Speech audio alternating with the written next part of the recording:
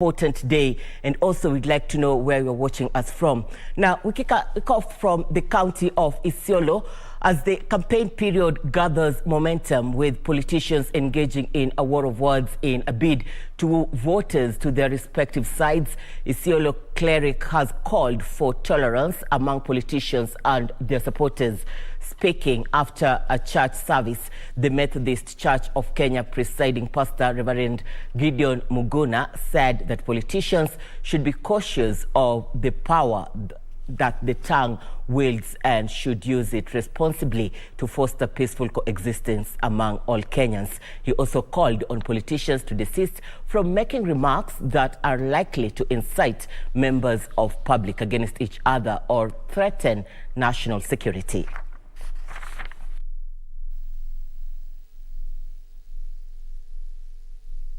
I would like to request our politicians to have tolerance with one another. By tolerance, I mean where they can accommodate one another.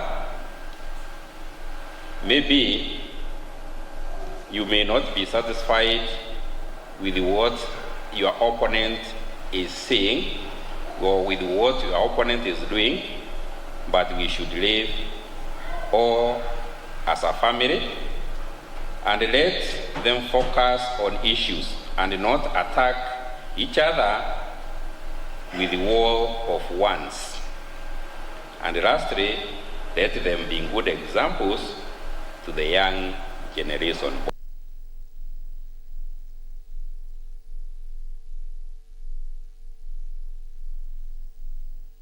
Now, the Kenya Kwanza Alliance is now cautioning Parliament against acceding to a request by the executive to adjust the debt ceiling.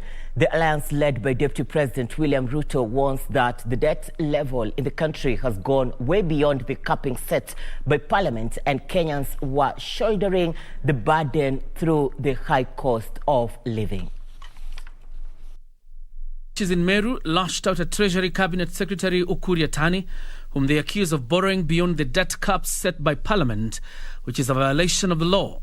The group claims Kenya's debt has ballooned post the handshake to unimaginable heights.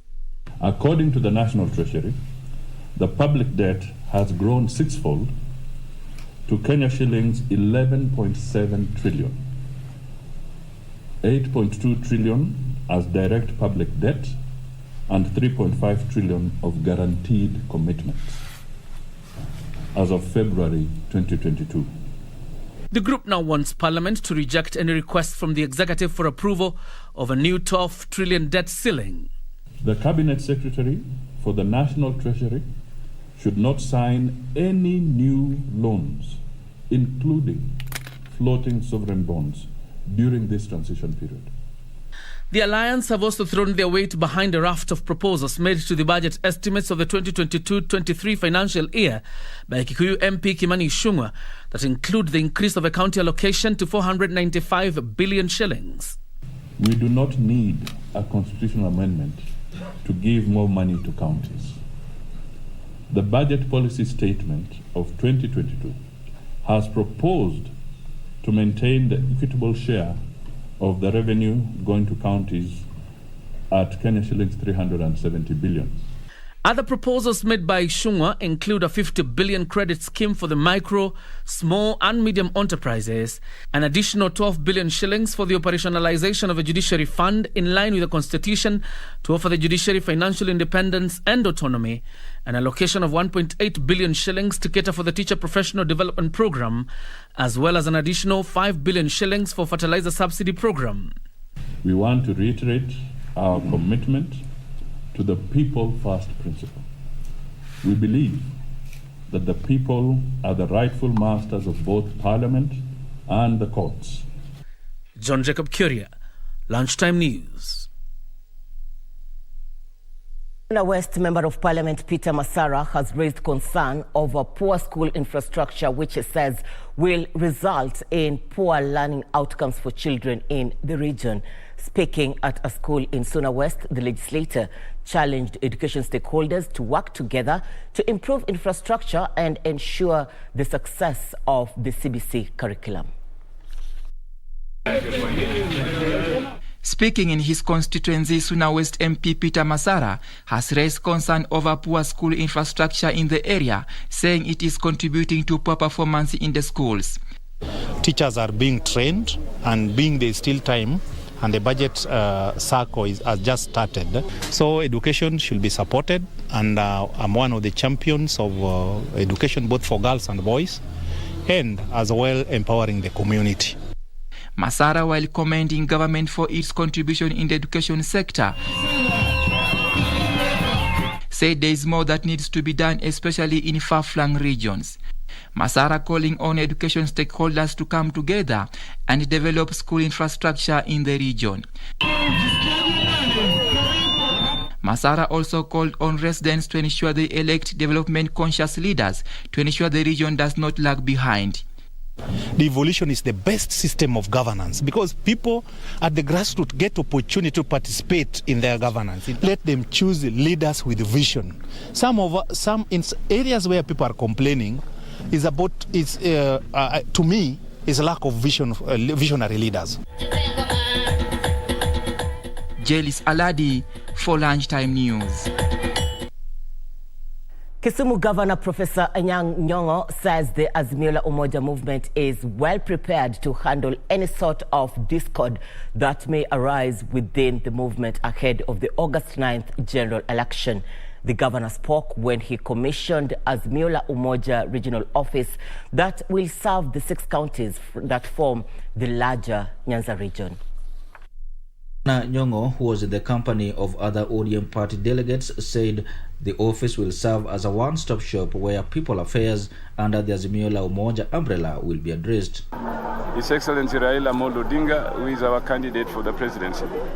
He has an office here where he can meet the regional leaders, saves him time from going from place to place, and all the regional Azimio leaders can come here. According to the governor, the office will allow for consolidation of resources to maximize the effectiveness of the movement ahead of August 9 polls. We now have the Azimio regional headquarters so that we maximize on the few resources that we have. We don't disseminate them everywhere. So and this office, as you can see, is big enough to swallow everybody. ODM Party National Treasurer and former Kitutu Masaba Member of Parliament Timothy Bosire urged the electorate from regions perceived as ODM strongholds to vote for the party candidates to strengthen the political outfits. Every one of us should strengthen our parties accordingly. And I see a situation whereby as the 50th president is coming in and from this region, ODM should do their best to have every level of election ODM leaders so that he's able to move out there stronger than ever before. When he's president, he has a place stronger to spring on from. The new regional office will serve the 6 Nyanza counties of Kisumu, Migori, Siaya, Homa Bay, Kisii and Nyamira. For Lunchtime News, I am Wycliffe Okage. A section of members of parliament affiliated to Jubilee Party have urged their supporters to enlist themselves afresh ahead of the party relaunch. The MPs, led by Kamkunji Member of Parliament Yusuf Hassan, said the strength of Jubilee Party will be key in ensuring it has a better bargaining power as it moves to form a formidable coalition under the Azimio la Umoja. The Jubilee Party legislators have moved to consolidate their strongholds ahead of the party's relaunch. Slated for 25th and 26th, and one that will see nearly 4,000 Jubilee delegates attend the party's National Delegates Conference that will formally endorse ODM leader Raila Odinga's presidential bid. Sisi hatutakuwa na presidential candidate. Presidential candidate wetu ni mtu ambaye anajulikana, ni mtu ambaye ameshapimwa, ni mtu mwenye ujuzi, na mtu ambaye tunamwamini ni Raila Amolo Odinga. Kamukunji Member of Parliament Yusuf Hassan led area leaders in urging Jubilee Party members to renew their registration as party members to ease nominations in the coming party primaries. Tafadhali mujiandikishe upya kama wanachama wa Jubilee kabla ya tarehe 26. Mtajiandikisha. Halafu pili, sisi tunataka Azimio iwe na single candidate katika kila constituency, ili tupate wabunge zaidi sana katika bunge letu, tusiwe na Azimio candidates wanaopigana kila mahali. The leaders also downplayed claims that the Jubilee Party has lost its dominance, saying the newly found unity between Jubilee and ODM will change the political matrix in the forthcoming polls. Walisema chama chetu cha Jubilee eti chama chetu kimekufa. Chama chetu kimekufa kweli? Chama chetu kimekufa kweli? Sisi sio chama ya kupotelea huku chini. Sisi ni Jubilee, chama ambayo inatambulikana Kenya hii. Those who had gone to other parties, we welcome them back, and that is the start today, and we are very happy. In the delegates conference set for Friday and Saturday this week, the party plans to invite Raila Odinga and other like-minded parties. For Lunchtime News, I'm Gladys Mungai. Now, it is the World Day of the Sick. It is a day that we create awareness about the sick and also observe what we had planned to share with them and also include them in prayers. Kenya joined the world in celebrating this day, and Nancy Okware, my colleague, is at the Kenyatta National Hospital. Okware, good afternoon. Bring us up to speed with the pictures from KNH.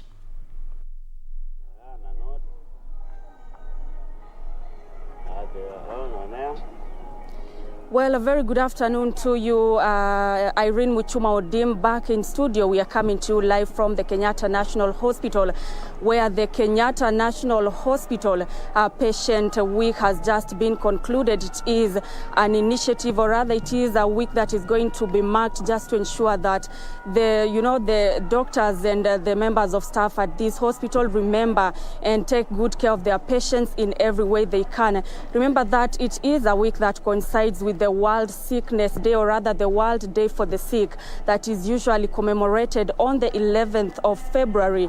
And it is a day that was first commemorated in the year 1992, and it was instituted by John Paul II.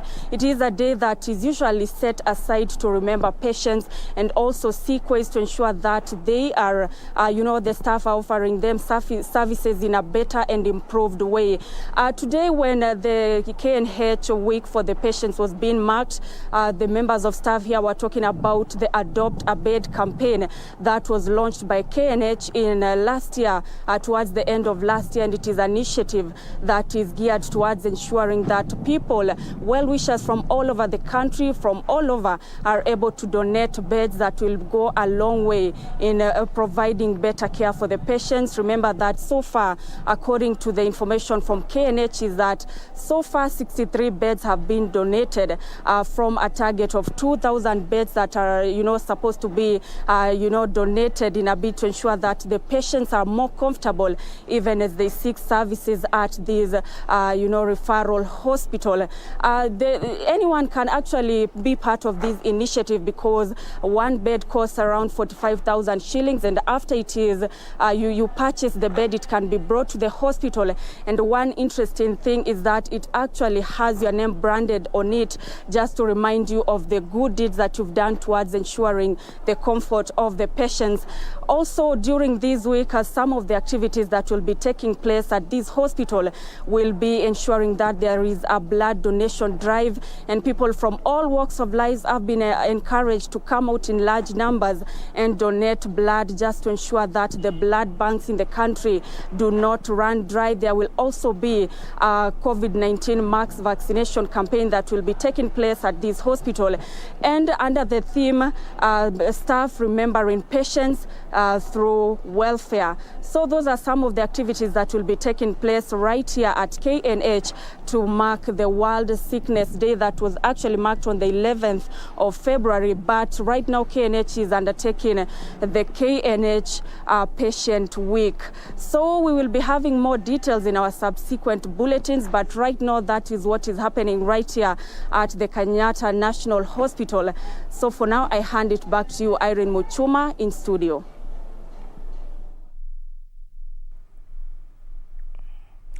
Thank Thank you, Okware. Good to have you. Of course, be sure to join Okware in our subsequent bulletins with details on this World Sikh Day.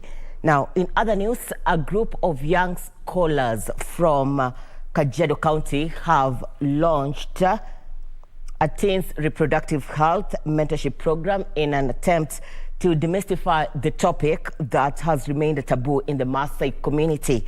The program underscores the importance of reproductive health awareness, with the aim being reaching out to teenage girls, women and men in the community. As a larger section of the Ma community has shied away reproductive health services, leaving women grappling with challenges of reproductive health.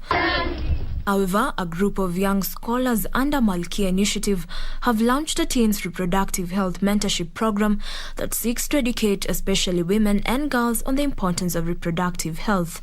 Once they are ready to embrace and break the silence, we will be able to even now start talking about the diverse things that affect both boys and girls. The whole idea is to ensure that our girls stay in school, which allows for the girls not to be exposed to early marriages, female genital mutilation. As you know, it's a very, very big issue in Kajiado County, as well as the larger part of the Maasai community.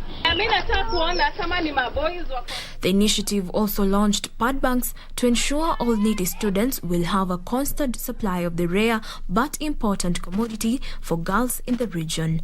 With the launch of this pad bank, it means that it will be a one-stop shop. When the child wants pads, they will be able to come here and get the pads. The program that will be replicated in more than 30 public schools in the arid and semi-arid counties will see NGOs and parents supplement the government minimal pads supply. Jacqueline Masharia for Lunchtime News.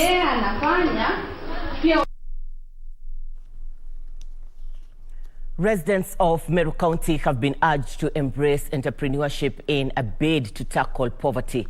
Speaking after launching an initiative aimed at improving livelihoods, the Chief Executive Officer, East African Sub-Sahara Safe Promotion, Bishop Julius Kithome, said 30 regions across Meru County will benefit in the capacity building launched to empower small-scale traders.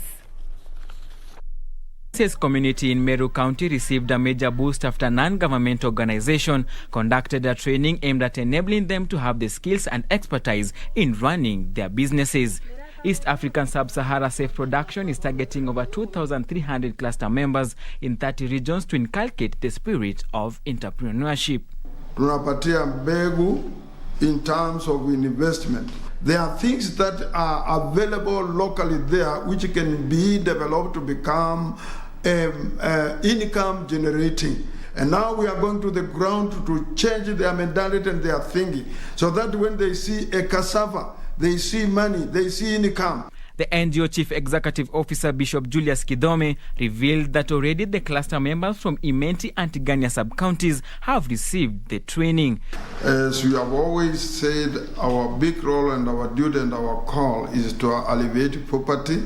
We have come to a point that we have to train our members, because we have found it very essential to train all our cluster members ili wakaweze kupata ufahamu na ujasiri wa kuelewa na kufanya jinsi inatakikana. Tumepata mwalimu ambaye ameweza kutupanua fikira zetu kuhusu biashara. Tumeweza kujua jinsi ya kufanya biashara, ya kwamba biashara yaanza na mimi, na mwanachama ambaye atakuwa na hekima ni yule tu atakuwa na ile bidii. The members who are practicing small-scale businesses like rabbit rearing, fish pond farming, tea farming, dairy, pig rearing and banana farming are optimistic that the training conducted in several regions will go a long way in transforming their agribusinesses. Na ndio tunafanya biashara na watu wa KTDA. Kwa hivyo ya mashani yetu ndio yanatusaidia kwa kulipa school fees, yanatulipa kwa kujimundu kimaisha, na hata kwa mpango ama mahitaji mengine ambayo yanaweza kuweko, tunatumia isha yetu. Hapa tuko na mudfish na pale tuko na catfish. Hizi huanga tuna harvest after every 1 month. Tuna harvest sababu tuko na pods mingi. Sasa tumeweka, tunanunuliangwa na company inaitwa Halkia. Wanakuja wananunua sungura ya nyama na hata ya kulisha tunauzianga customers wakulima wale wanataka kuweka hata nyumbani kama pets ama za kukula nyumbani. Mau Mau war veterans from Bungoma, Kilifi and Mount Kenya regions have called for political tolerance during the electioneering period. They criticized politicians who divide the public along tribal lines.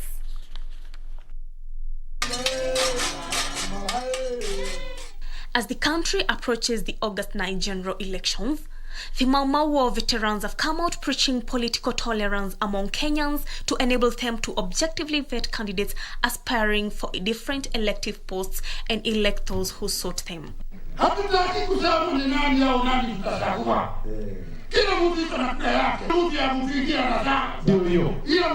Led by Kihiko Kibue, the veterans warned politicians against dividing Kenyans on ethnical lines. The veterans have also called for exhumation of Dedan Kimathi's remains from Kamiti Maximum Prison in Nairobi for proper burying in honor of the war veteran who died 65 years ago. Hakuna mahali tutafika. Lazima tushirikishe wazee kwa jambo lolote lile. Tunaona hiyo mambo ya shea ziko pale na tunaomba serikali iweke mkono ili nasi tukae kama watu huru. They further asked for proper recognition of the war veterans, regretting that most of them are still living in abject poverty. Did you know that every bit of the coconut plant is useful, hence why the coconut tree is otherwise referred to as the tree of life? On the weekly feature, The Process, we focus on how coconut kernels can be processed into snacks.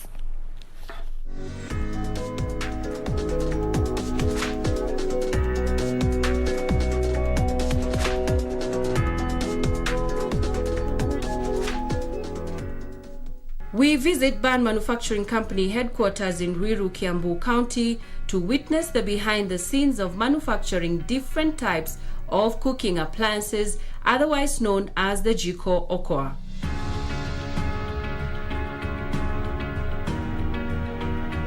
We start at the loading bay where all the raw material used is kept.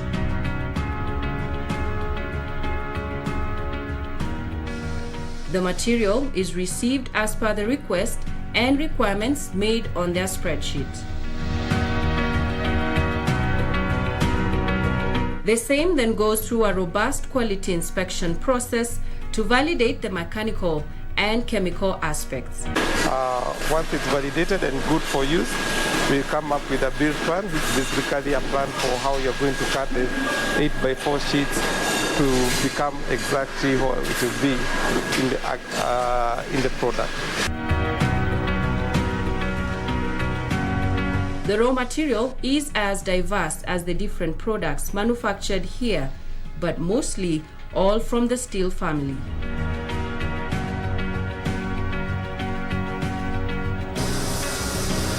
The 8x4 sheets are then cut into smaller sizes depending on expected end product.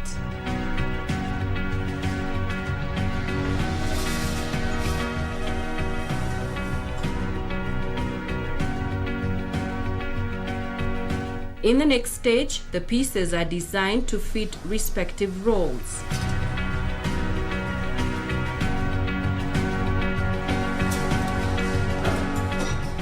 The forming stage, where now you start giving that stage some form of shape that will eventually come to be seen in the store.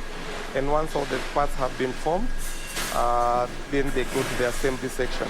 Next, the parts are washed in soap and water, dried, and painted, and then put in a kiln for 20 minutes for the paint powder to stick. The parts are then assembled accordingly to form the final product. The assembly section, we mostly use permanent joinery processes, especially for the old processes, which is basically welding processes.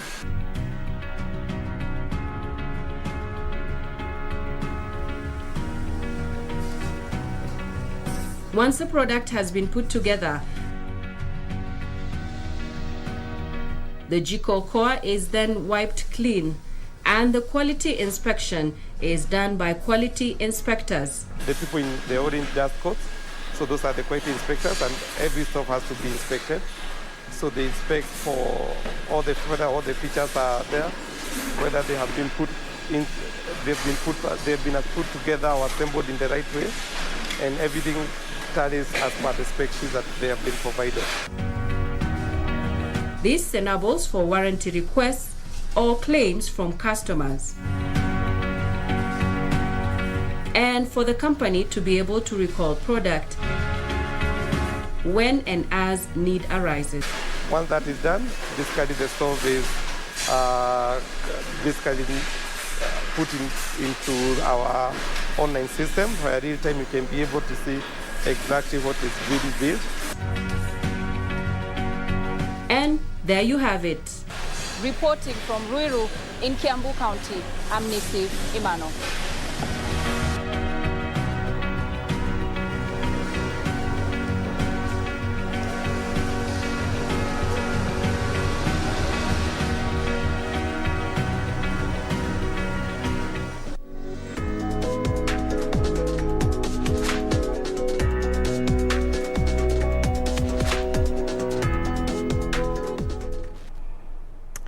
Our apologies, that is the process on jikokoa and not a coconut tree as earlier mentioned. But be sure to catch up with the segment every week here on KBC Channel 1.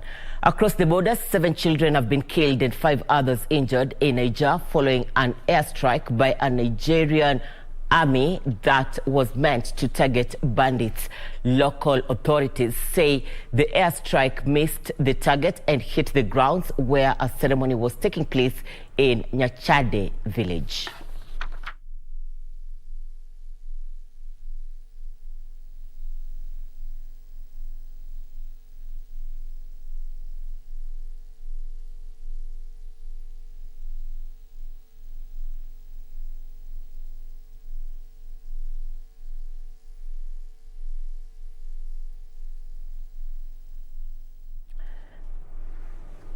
Glad you're watching Channel 1 Lunchtime News. We are taking a short commercial break. We'll be back with more. We do appreciate your feedback on our social media platforms. Continue texting. Stay with us.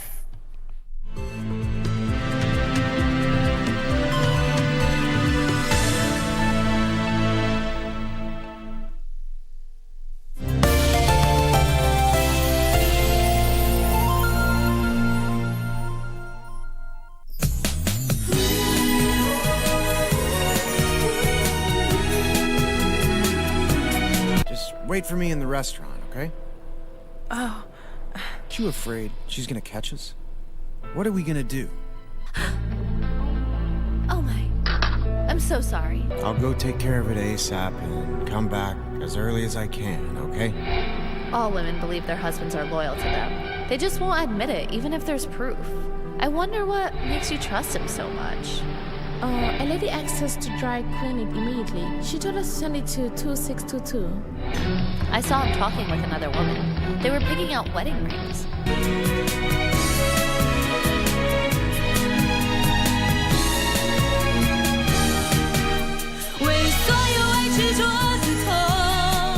Mundos divididos por una sombra de traición. I've had enough of you taking it out on me every time you lose your patience. All I ever did was try and help you. Stay out of the way. Your father's the one that has always insisted on comparing the two of you. The only thing you can do for Santi is what you've always done. Give him your love. I'm going to remove my son from this low-class facility. I'll take him to the best hospital in Mexico where they have real doctors. Grandma, what's going on? Where am I? If you don't obey me, I have no need to keep on paying your way.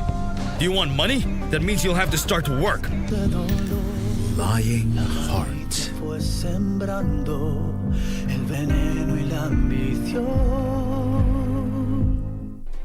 Do you have a news story to share with KBC? Get in touch swiftly on email news@kbc.co.ke or call 0723-892-654 or 0734-780-124.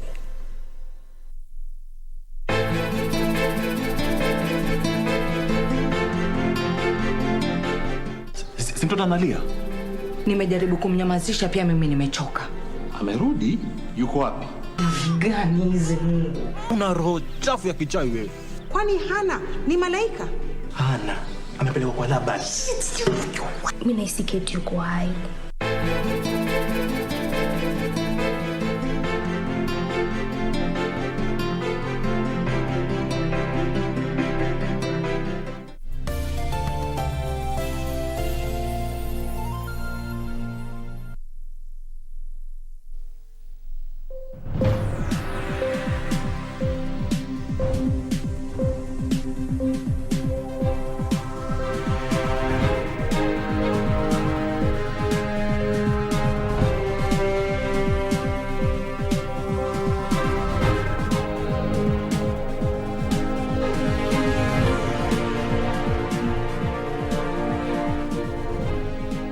Thank you for staying with us. Time for Channel 1 Business News. Of the 500,000 cubic meters of water treated each day for Nairobi City, over 60% is lost during supply, a fate that water equipment manufacturers say could be avoided if the adoption of smart meter readers could come to place. The new digital water tracking system would ensure that burst pipes are quickly identified and repaired. Ruben Kogi Silem, Business Development Manager for East Africa, says analog water meter readers are easily manipulated and utilities should go with the changing times to ensure efficiency in supplying water to Kenyans. And the services component is so critical because as we adding on digitalization, as we adding on better technologies, it's important that we can maintain these technologies at the right level so that they are optimal and they're always running efficiently. What we want to do and what we always do is to work with them in terms of developing initiatives that promote the responsible use of water.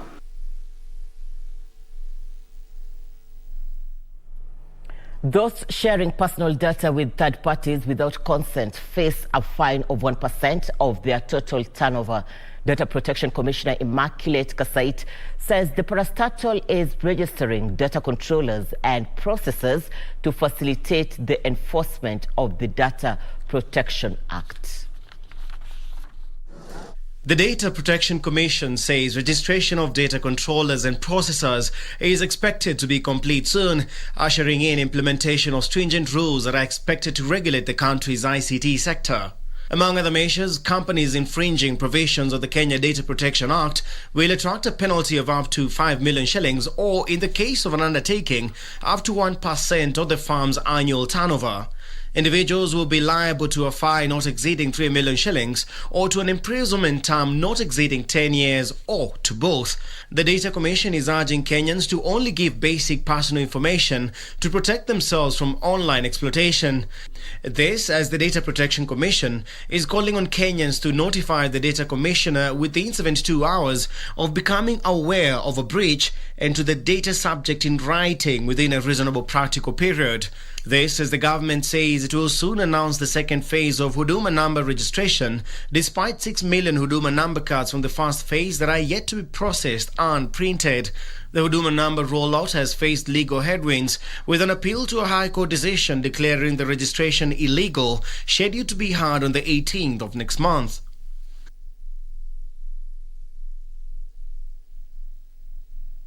Kenya Power has embarked on a countrywide clampdown on illegal power connections that cost the company billions of shillings annually. The utility firm says Nairobi, Rift Valley and Kiambu regions are the worst affected regions. The company further says cases of transformer vandalism have gone down by more than 80% since the government banned the trade of scrap metal a month ago. For years, Kenya Power has battled with the issue of illegal connections which cost the company billions in unpaid bills and power interruptions. Last month, most of the country were thrown into darkness after criminals vandalized a high-voltage power line that evacuates power from the 7 fork dams. This led President Uhuru Kenyatta to ban scrap metal business in the country. According to Kenya Power, the decision has led to an 80% drop in transformer and electricity pylons vandalism. The major target for Nakuru has been transformers. In the last 6 months, we running from July to December, we lost 43 transformers, Nakuru County alone. Putting that at $500,000 cost per transformer, we are talking about more than 20 million that we have lost in the transformers being vandalized. Since then, Kenya Power has embarked on a major clampdown of illegal power connections and stepped surveillance of power infrastructure. According to the company, it loses over 200 million shillings every month in revenue in Central Rift due to illegal connections and vandalism of transformers and conductors. Kenya Power business manager in Nakuru County, Engineer Henry Pwani, says Naivasha, Nakuru, Njoro and Maimahiu have been identified as the most affected areas in the region. Almost 60-70% of customers here have been given illegal supplies, either illegal or they bypass their meters, so they are not using power that is measured. Pwani notes that the electricity bills in the Central Rift region stood at 1.4 billion per month, but there were 23% commercial losses due to illegal connections. Additionally, theft and vandalism of electricity supply equipment is an economic crime under the Energy Act, with minimum fines of 5 million shillings or imprisonment of 10 years or both on conviction. On vandalism, Pwani noted that between July and December last year, Nakuru County lost 43 transformers worth over 20 million shillings, leading to massive losses for the company.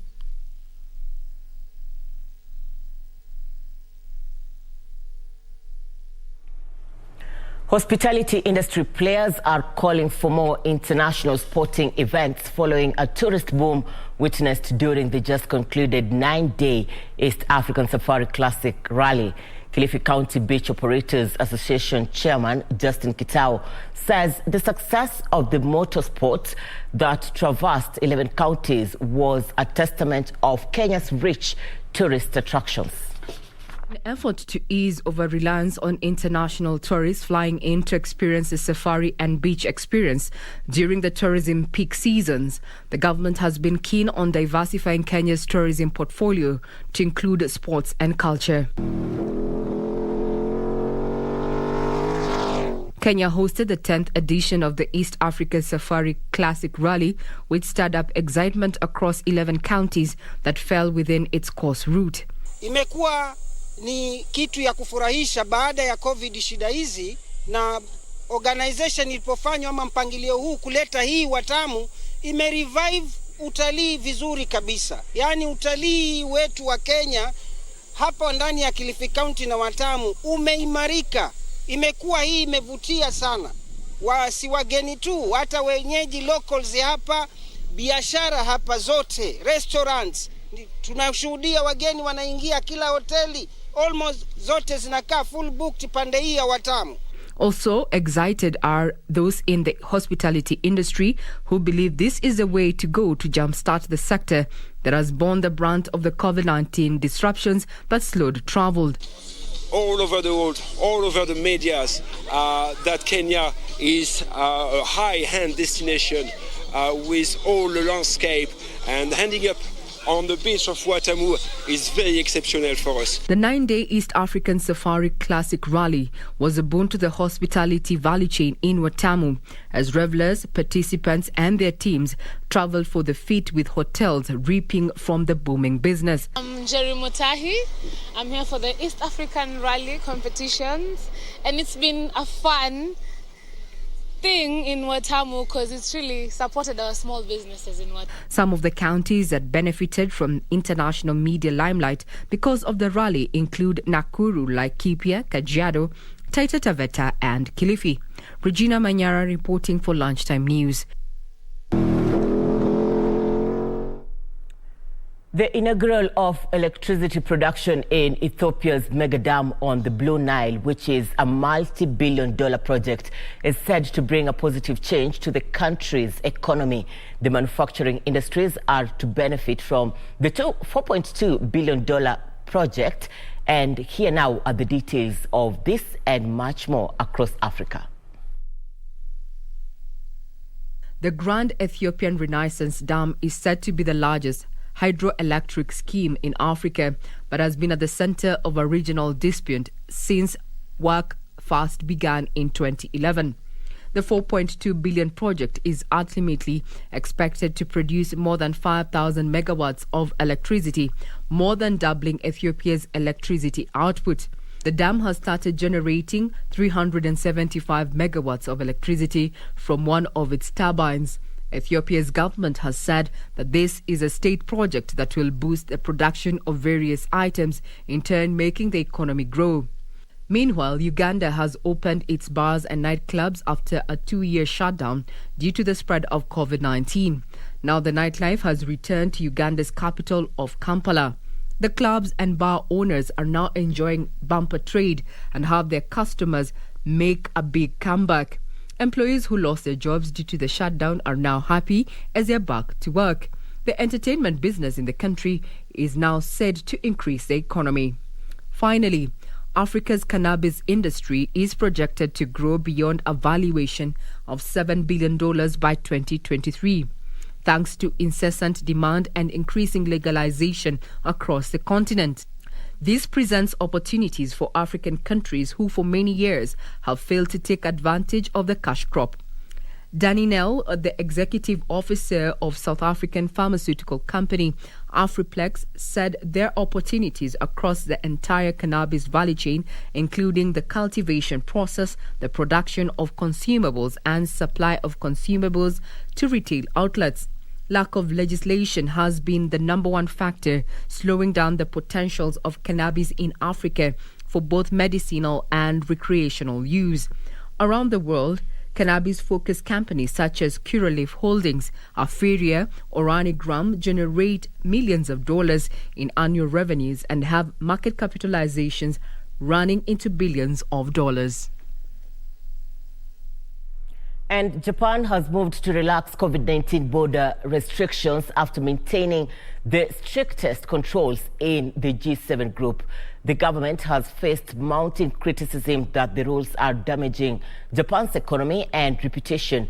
But while business travel is back on the cards, conditions remain, and many in the business community say the move does not go far enough. Here now are the details of this and other stories making headlines across the globe.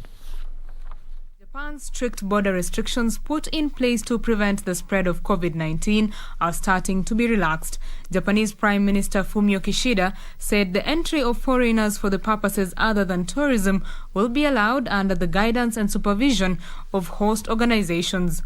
From next month, Japan will begin to receive business travelers, students and technical trainees after it imposed travel restrictions for most of the past 2 years. Quarantine will remain for 7 days, and those coming from designated high-risk countries will still have to spend some time at a government-mandated hotel. Travelers who have proof of negative tests and meet other conditions will quarantine for 3 days. Meanwhile, crude oil prices have gained more than $1 on rising jitters over potential conflict between Russia and Ukraine, with the US and the EU reiterating that Russia would face sanctions if it invaded its neighbor. European Commission President Ursula von der Leyen said Russia would be cut off from international financial markets and denied access to major exports needed to modernize its economy if it invades the Ukraine. Brent crude futures were trading at $94.88 a barrel after hitting a high of $95 a barrel in early trade. U.S. West Texas Intermediate crude futures were up 1.8% to $92.75 a barrel after hitting a high of $92.93. Finally, weeks-long blockade in the Canadian capital has led to almost 200 arrests and prolonged suffering for businesses caught in the middle of protests against COVID-19 mandates. Canadian authorities have frozen the finances associated with certain individuals and companies believed to be involved in the ongoing protests in Ottawa. Canada has frozen 206 financial products, including bank and corporate accounts, disclosed the information of 56 entities, shared 253 Bitcoin addresses with virtual currency exchanges, and froze a payment processing account valued at $3.8 million.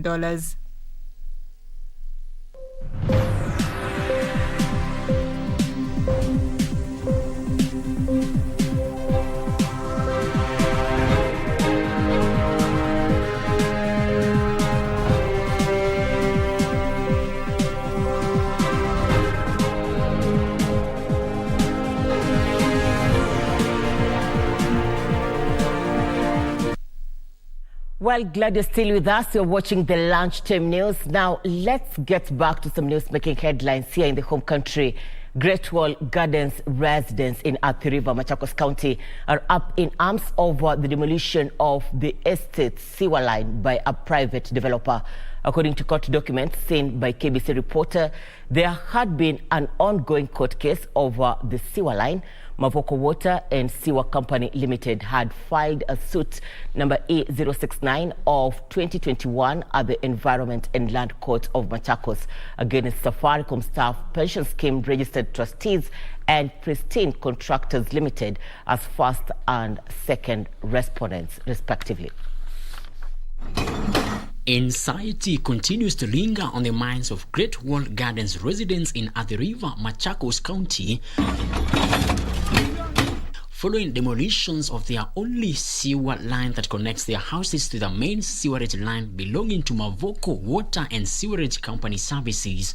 The over 12,000 residents are now calling for immediate intervention by relevant authorities. Don't know which order they are acting on, and it is surprising that the contractor does not even listen to the police, who have talked to them to ask them that the matter be dealt with tomorrow in the morning. The police asked that we have a meeting with them tomorrow at 9 at Athi River Police Station. Edman Property Limited Head of Planning Department John Rajwai said the line being demolished was constructed at a cost of 500 million shillings. Surprising that they're doing the work over the weekend, even as we contemplate taking a serious court action against this malicious damage to private property.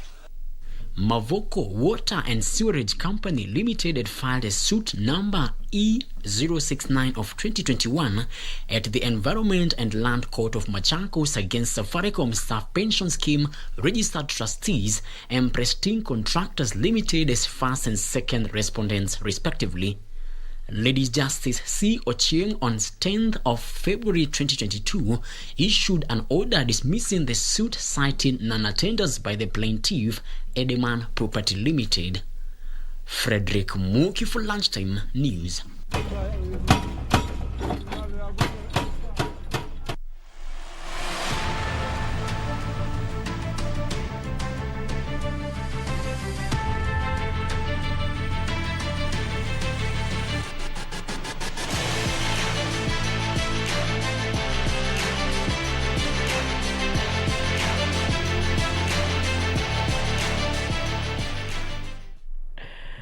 Time for Channel 1 Sports News. The road to Glen Eagles Johnny Walker Golf Series trod on at the lush greens of Kericho Golf Club, which hosted the 8th leg of the tournament. Over 100 golfers drawn from Kericho Golf Club and neighboring Nakuru, Kisii and Kakamega clubs converged at the 9-hole golf course. Laimod Keter led his team of Kibeto, Joel Chabon and Ngetich Ignatius to emerge the event's over winners, having carried a combined 115 points. Coming in second was the team led by Kericho club captain David Biegon and comprising Edward Masiga, Wesley Siele and Chris Briggen, whose efforts returned a score of 114 points. Claiming the third and final qualifying position was the team of Eric Mutai, Julius Rono, Patrick Cheriot, and Patrick Langat, who hit 113 points. Meanwhile, Billy Sambu scored 32 points to emerge as the men's category winner, one more point ahead of James Kabiru, who posted 31 points. In the ladies category, Elizabeth Ngenyi posted 3 points to claim the top spot, ahead of Elena Wamboi, who scored 21 points. In the longest drive challenge, Geoffrey Karaoke and Faith Chemutai were the stars in the men and ladies categories, respectively. So first series coming to Kericho, we have been fighting for it, but at long last, we have gotten it, and I will be very, very proud to see my players winning for that trip. The turnout has been really good. I can't even believe we're almost about to hit the 1,000 mark. So of course, when we started, the reception has been fantastic, and even more so now, I'm even getting more excited as we get to the semi-finals and finals and seeing who's going to make it out to Glen Eagles. Focus now shifts the current country club for the 9th event in the series slated for Saturday. Barcelona extended their unbeaten run in the Spanish La Liga to 9 matches as Pierre-Emerick Aubameyang scored a hat-trick to help them register a 4-1 win over Valencia. Elsewhere, after dramatic 1-1 draw, Sevilla secured a point each with 14th placed Espanyol. In one of the La Liga matches played last night, Pierre-Emerick Aubameyang slammed in the opener on his first La Liga start in the 20. In another match, Sevilla hopes of closing the gap between them and leaders Real Madrid were dashed after playing to a 1-1 draw with Espanyol. In the second half, as Sergi Darder headed home an Oscar Gil cross 5 minutes into the second period. Darder now scoring in back-to-back home games for Espanyol at the RCDE Stadium. Beijing 2020 Winter Olympics came to an end with a spectacular closing ceremony at the Bird's Nest as the Olympic flag was handed to the next hosts, Milano Cortina 2026. Norway finished at the top of the medal table with total 37 medals, 16 gold, 8 silver and 13 bronze, while Germany was second with 12 gold, 10 silver and 5 bronze.